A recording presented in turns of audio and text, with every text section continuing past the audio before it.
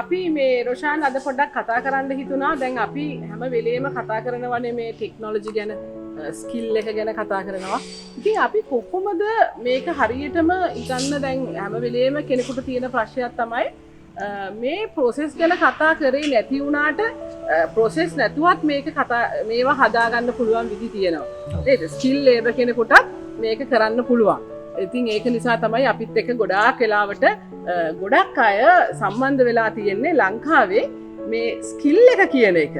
ඕනම කෙනෙක් පේන්ටර් කෙනෙක් ගත්තත්, ඩෙන්ටර් කෙනෙක් ගත්තත්, මෙකැනික් කෙනෙක් ගත්තත් ඒ වගේ ස්කිල් එකක් හදාගන්න එක ලේසි නෑනේ. එතකොට ඒ වගේ කෙනෙකුට මේ ටෙක්නොලොජි අපි ටච් එක කියනවා, ජිග් එක කියනවා, මික් එක කියනවා.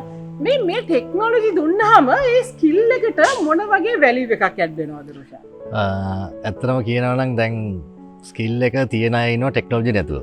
ඒගොල්ලන් අපි තුමු නිකන් අපිට ටච් රිපෝට් එකෙන් කරන්න යන වැඩේ කරන්න යනවා කියලා. එතකොට අපි ටච් එකෙන් වාහනයක් අපි ගත්ත ගමන් අපිට පැයක් වගේ ඇතුළත අපිට කරගන්න පුළුවන් මේක වාහනේම මුළු වාහනේ සම්බන්ධ මුළු මෙෂරින් පැත්තම අපිට කියන්න පුළුවන් මොනවද වෙලා තියෙන්නේ කියලා. හැබැයි අපි හිතමු ටෙක්නොලොජි නැති හොඳ ස්කිල් එක තියෙන කෙනෙක් ඉන්නවා කියලා. එයාට වාහනේ මැනගන්න ඕන වුණොත් එයාට සම කරන්න වෙනවා තව එකක් එක. එතකොට ඒ සමකරන වාහනය මොන ඒකත් ඇක්සිඩන්ට් වෙච්ච නැති එකක් වෙන්න පුළුවන්, වෙලා නැති වෙන්න එකක් හොයාගන්නත් වෙනවා. ඉතින් එහෙම මං හිතන්නේ ඒක සෑහෙන එක දවසකින් දවස් ගාණක් කියන වැඩක්. හැබැයි මැනගන්න පුළුවන් ඒකටත් හැබැයි ඇකියුරන්සි එකක් දෙන්න බෑ. මේක මේ හරි ඩේටා එකම තියෙනවද කියලා. මොකද අපි බලලා තියෙන්නේ අනිත් වාහනේ මේ මෙෂර්මන්ට් එක. ඉතින් අපිට මේ ටෙක්නොලොජි එක තියෙන එකේ වටිනාකම තියෙන්නේ අපිට මේකේ චෙසි නම්බර් එක දාපු ගමන් මේ ඩීටේල්ස් එක එනවා. එහෙම කරන්න පුළුවන්. ඊළඟට ජිග් එක ගත්තත් එහෙමයි. එතකොට අපි ස්කිල් එක තියෙන කෙනෙකුට ටෙක්නොලොජි ආවා කියන්නේ කෙලින්ම තටු හම්බුණා වගේ තමයි ඇත්තටම. ඒක තමයි. ඇත්තටම ගොඩාක් වෙලාවට අපි ළඟ දක්ෂ ශිල්පීන් ඉන්නවා. මෙකැනික්ස්ලා, ඩෙන්ටර්ස්ලා, පේන්ටර්ස්ලා. ඒ ළමයි මට හිතෙනවා රොෂාන් හරි සතුටින් අපි ළඟ වැඩ කරන්නේ. අවුරුදු ගාණක් අපි ළඟ වැඩ කරනවා.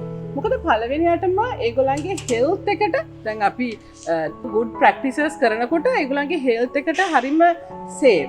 ඒගොල්ලන් සේෆ්. අනිත් එක තමයි ඒගොල්ලන්ට දවසකට කරන්න පුළුවන් වැඩ ප්‍රමාණය වැඩි.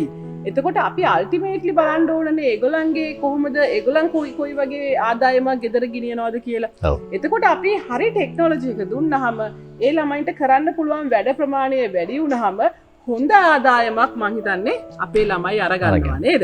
එතකොට අනිත් එක තමයි අපේ පැත්තෙන් තියෙන වාසිය තමයි රොෂාන් අපිට මේ ටෙක්නොලොජි පාවිච්චි කරන්න හුරු කරාම ඔය ස්කිල්ෆුල් වර්කර් කෙනෙක්ට එයාට නිර්වද්‍යතාවය කියන එක දැන් ලෝකයේ තාක්ෂණය අතිශයින් දියුණුයි. ඉස්සර තමයි අපි මේ ටච් රිපෝට් එකක් නැති කාලේ තමයි අපිට වාහනයක් මෙෂර් කරන්න බැරි කාලේ අපි ඇහැ මට්ටමට බලලා වාහනය හොඳයි කියනවා. දැන් එහෙම නෙමෙයි. දැන් අපිට රිපෝට් එකකින් කියනවා වාහනයක් කොච්චර නිවැරදිව රිපෙයාර් කළාද කියලා. ඉතින් අර ස්කිල් එකට ටෙක්නොලොජි එකතු වුණාම අපේ වාහන රිපෙයාරින් කියන ඉන්ඩස්ට්‍රි එක වෙනමම ඇන්ගල් එකකට ගියා. වෙනමම ඩෙවලොප්මන්ට් එකකට ගියා. අද අපේ ටෙක්නිකල් කොලේජස් වලින්, යුනිවර්සිටිස් වලින් එළියට එන ළමයි අපි සතුටු වෙනවා. මේ වගේ ටෙක්නොලොජි එකක් පාවිච්චි කරලා මං හිතන්නේ රොෂාන්ට ඒකට කියන්න දෙයක් ඇති. රොෂාන් තමයි අපි ළඟට එන ඔක්කොම යුනිවර්සිටිස් වලින්, ටෙක්නිකල් කොලේජස් වලින් එන ළමයිව ට්‍රේන් කරන්නේ. ඒ ළමයින්ගේ ස්වභාවය ගැන පොඩ්ඩක් කියන්න. දැන් එළියට දාන ළමයි ගැන. ඔව් දැන් එළියට දාන ළමයි ඇත්තටම ඒගොල්ලන් කැමති නැහැ වාහනයක් යට රිංගගෙන මේ මොනවාද වැලි පොලොවක එහෙම වැඩ කරන්න කැමති නැහැ. කොහෙත්ම ඒවට කැමති නැහැ. හැබැයි අපි ළඟට ආවහම ඒ වෙයිලා වැඩ කරලා ඒ පුරුදු වුණාම දැන් තියෙන ප්‍රශ්නයක් තමයි ඒගොල්ලන්ට ට්‍රේනින් පීරියඩ් එකේ ඉවරලා ඊළඟට වැඩ කරන්න යන්න තැනක් අපි තියාගන්න අපිට ඔක්කොමලා දෙන ප්‍රමාණය තියාගන්න බෑ. හැබැයි අපේ විදිහට පුරුදු වුණාට පස්සේ ඒගොල්ලන්ට එළිය සමහරක් තැන් වලට ගිහිල්ලා වැඩ කරන්නත් බෑ. මොකද ඒගොල්ලන්ට ටෙක්නොලොජි ඕනේ. ඉතින් අපි අද ග්ලිට්ස් පාක් විදිහට ලංකාවේ මේ දැවැන්ත ඉන්ඩස්ට්‍රි එකේ අපි මෙච්චර ටෙක්නොලොජි ගෙනල්ලා ළමයිව ට්‍රේන් කරලා අපි අද හරි සන්තෝෂෙන් කියනවා මේ ඇකඩමික් ක්වොලිෆිකේෂන්ස් ගන්න ළමයින්ට ප්‍රොෆෙෂනල් ටෙක්නොලොජි එකෙන් ට්‍රේනින් එකක් ලබලා දෙන්න තරම් අපි ග්ලිට්ස් පාක් කණ්ඩායම අපි ග්ලිට්ස් එක විදිහට ඉන්වෙස්ට් කරලා තියෙනවා. ඒ වගේම තමයි අපි ට්‍රේනින් මොඩියුල්ස් අපි හදලා ඒ ළමයිව ට්‍රේන් කරලා තියෙනවා. ඒ වගේම විශේෂම දේ තමයි අපි මේ වෙළඳපළට දෙන ළමයින්ට ඇටිටියුඩ්ස් හරියට හදලා දෙනවා.